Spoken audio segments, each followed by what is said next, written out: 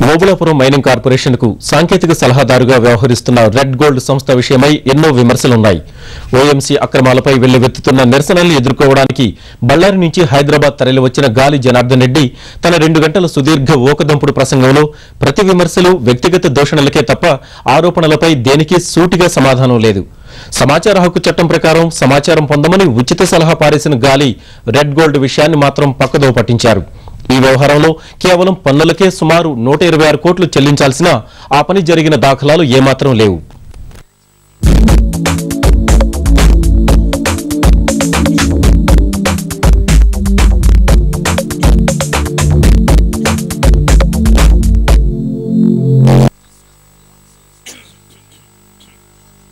YS ప్రభుత్వ హయాంలో 2007 నవంబర్లో రాష్ట్ర ప్రభుత్వం అనంతపురం జిల్లా మలపనగుడి గ్రామంలో 68.5 హెక్టార్ల గని ప్రాంతాన్ని 20 ఏళ్ల లీజుకు ఓఎంసీకి కట్టబెట్టింది.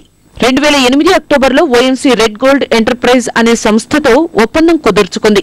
గని ప్రాంతంలో ఇనుప ఖనిజం నిక్షేపాల గుర్తింపు, రాష్ట్ర కేంద్ర ప్రభుత్వాల నుంచి అనుమతులు తెచ్చుకోవడానికి కావలసిన డాక్యుమెంట్ల తయారీ, ఇనుప ఖనిజం వెలికితీతలో సాంకేతిక సహకారం అనే 3 అంశాల కోసం ఈ ఒప్పందం కుదిరింది.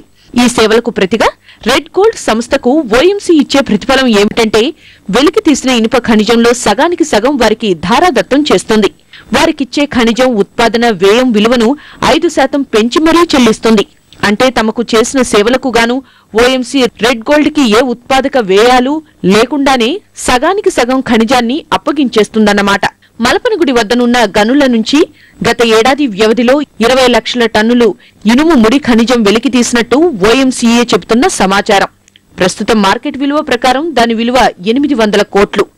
దానిలో నుంచి ఉత్పాదన వ్యయాన్ని మినహాయిస్తే ఈ ఒక్క ఏడాదిలోనే రెడ్ గోల్డ్ కు ముట్టజెప్పినది సుమారు 368 కోట్లన్నమాట.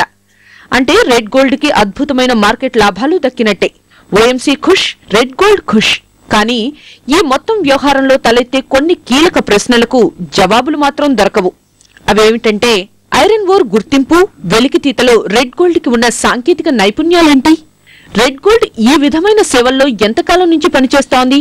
ఓఎంసీకి ముందు రెడ్ గోల్డ్ సేవలు అందుకున్న ప్రధాన వినియోగదారులెవరు? ఏటా 20 లక్షల టన్నుల ఐరన్ ఓర్ వెలికి తీసే మెగా ప్రాజెక్టులో రెడ్ గోల్డ్ నియమించుకున్న skilled and non skilled labour వివరాలేంటి? రెడ్ గోల్డ్ ప్రతిఫలం నికర విలువ 368 కోట్లయితే రిజిస్టర్ అయిన కాంట్రాక్టులో ఆ విలువ 10 కోట్లు మాత్రమే చూపడానికి కారణాలేంటి? ఓఎంసీకి వివిధ సేవలు అందిస్తున్నామని చెబుతున్న రెడ్ గోల్డ్ ఆ మేరకు సంపాదిస్తున్న ప్రతిఫలంపై కేంద్రానికి 10.3% సర్వీస్ ట్యాక్స్ కట్టాలి. సుమారు 38 కోట్ల విలువైన ఆ పన్ను కడితే దాని వివరాలేవి?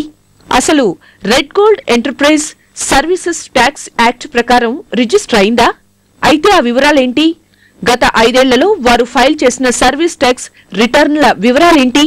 గతేడాదిలో రెడ్ గోల్డ్ కు ఓ 100 కోట్ల వ్యయం అయిందని ఉదారంగా భావించిన మిగతా 268 కోట్ల ఆదాయం మీద 33% రేట్లో కట్టాల్సిన ఆదాయ పన్ను సుమారు 88.5 కోట్లు. రెడ్ గోల్డ్ ఆదాయ పన్ను కట్టిందా? కడితే ఆ వివరాలేవి? గత 5 ఏళ్ల వివరాలేంటి? నిజానికి వ్యాపార సంస్థలన్నీ ముందస్తు ఆదాయ పన్ను కట్టాలి. రెడ్ గోల్డ్ ఆ పని చేసిందా? చేస్తే ఆ వివరాలేంటి? ఈ మొత్తం వ్యవహారంలో సంపాదించిన సొమ్మును రెడ్ గోల్డ్ ఎంటర్ప్రైజ్ ఏ విధంగా ఖర్చు చేసింది? ఈ ప్రశ్నలకు గాలి జనార్దన్ రెడ్డి కానీ రెడ్ గోల్డ్ సంబంధీకులు కానీ సమాధానాలిచ్చే సూచనలేమీ కనిపించటం లేదు. వారు చెబుతున్న కథే నిజమనుకుందాం. అలాగైనా ప్రభుత్వానికి సేవల పన్ను, ఆదాయ పన్ను రూపంలో కనీసం 126 కోట్లు చెల్లించాలి.